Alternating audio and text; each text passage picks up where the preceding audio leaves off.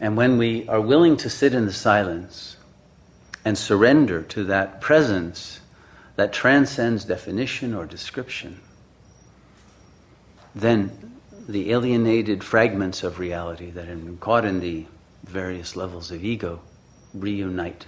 They knit back together. And there is an experience of wholeness and a flow of energy, enormous, unlimited energy. And no longer a fearful entity who is actually trying to ward off the very entity, that energy that would save it from itself. There will no longer be a terror of the infinite, or a fear of love, or a fear of not being in control. All of those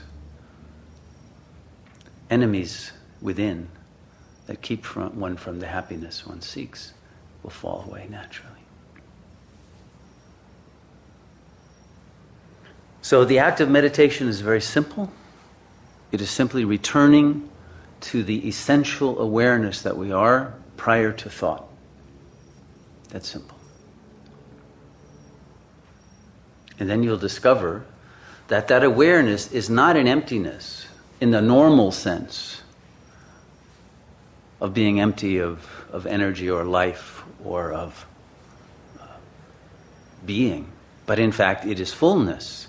What it is empty of is only words, desire, fear, all of the egoic detritus that we took for reality, but was just actually worthless.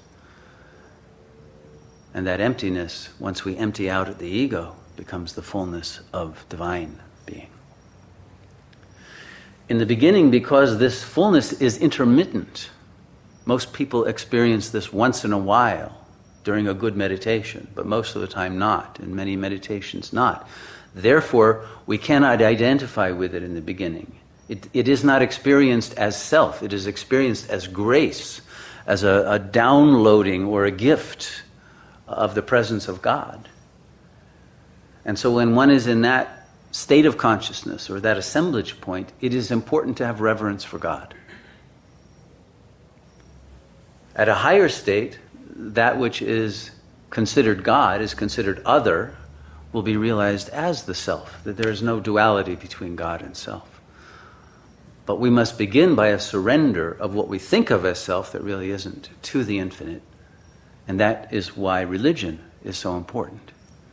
But the religion must not fixate God as some imaginary other, but recognize that when you use the word God, you don't know what you mean. And if you're not comfortable with a God, put X or put Buddha nature or put Brahman or any other word. It doesn't matter, because it represents the unknown.